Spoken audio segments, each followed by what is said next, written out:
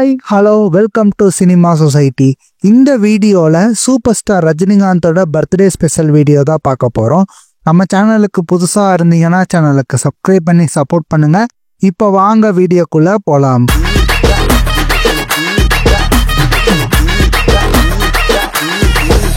1975 K பாலச்சந்திரனோட டைரக்ஷனில் வந்த அபூர்வ ராகங்கள் படங்களில் தான் தமிழ் சினிமாக்குள்ளே இன்ட்ரடியூஸ் ஆகுறாரு ரஜினிகாந்த்.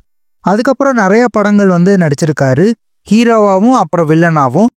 1978 மகேந்திரன் அவர்களோட டைரக்ஷனில் வந்த முள்ளும் மலரும் படத்தில் தான் நல்ல ஆக்டிங்கை வெளிப்படுத்தியிருந்தார் ரஜினிகாந்த்.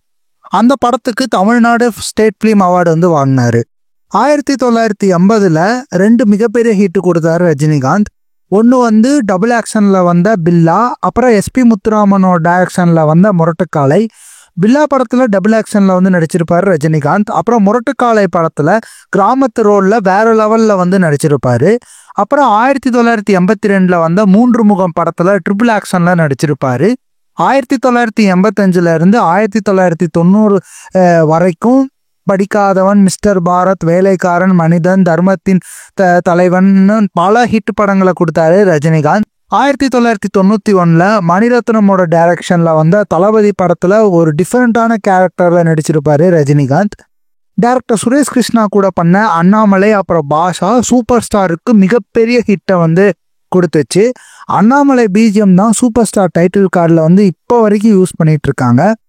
பாஷா பல படங்களுக்கு ஒரு ட்ரெண்ட் செட்டராக அமைஞ்சிது. பி வாசு கூட மன்னன், உழைப்பாளி, அப்புறம் 2005 வந்த சந்திரமுகி, இந்த படம் 1000 நாளுக்கு மேலே ஓடி ஒரு மிகப்பெரிய ரெக்கார்டை கிரியேட் பண்ணுச்சு. கே எஸ் ரவிக்குமாரோட டைரக்ஷனில் வந்த முத்து அப்புறம் படையப்பாலாம் வேற லெவல் ஹிட்டை கொடுத்துச்சு. படையப்பா பாஷாவோட வசூலை பீட் பண்ணுச்சு. அடுத்ததா 2002 வந்த பாபா படத்தில் ஒரு டிஃப்ரெண்டான ஸ்டோரியில் நடிச்சிருப்பாரு ரஜினிகாந்த். பட் அந்த படம் அவருக்கு சரியா போகல. பட் 2005 சந்திரமுகியில ஒரு மிகப்பெரிய ஹிட்டை கொடுத்தாரு. 2007 சங்கர் காம்போல வந்த சிவாஜி படம் தமிழ்லேயே ஃபர்ஸ்ட் 100 கோடி கலெக்ட் பண்ண படமா இருந்துச்சு. சிவாஜி படம்லாம் வேற லெவல்ல ஹிட் ஆச்சு.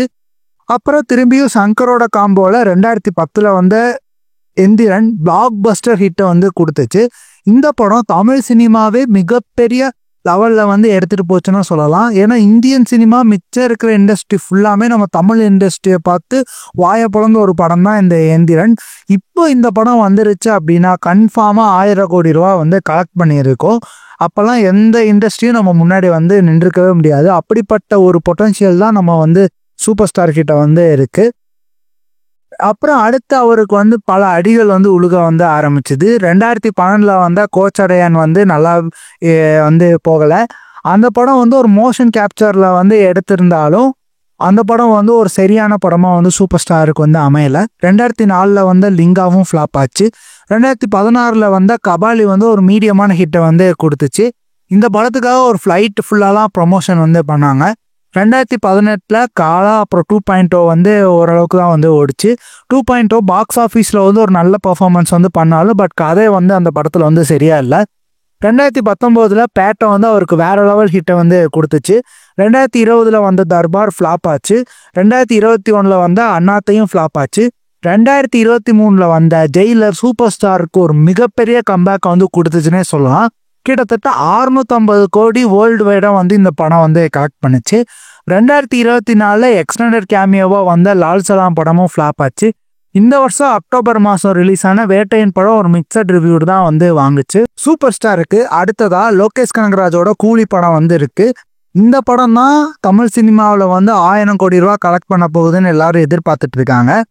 சூப்பர் ஸ்டாரோட ரெக்கார்டை சூப்பர் ஸ்டார் தாங்க பிரேக் பண்ணியிருக்காரு. பாஷா படத்தோடைய வசூலை படையப்பால பீட் பண்ணாரு. படையப்பாவோட வசூலை சந்திரமுகியில பீட் பண்ணாரு. சந்திரமுகியோட வசூலை சிவாஜியில பீட் பண்ணாரு. சிவாஜியோட வசூலை எந்திரன்ல பிரேக் பண்ணாரு. இப்ப சொன்ன இந்த எல்லா படங்களுமே தமிழ் சினிமாலேயே ஹையஸ்ட் கலெக்ஷன் பண்ண ஒரே படம். சூப்பர் ஸ்டார் கிட்டத்தட்ட 170 படங்கள் பண்ணியிருக்காரு.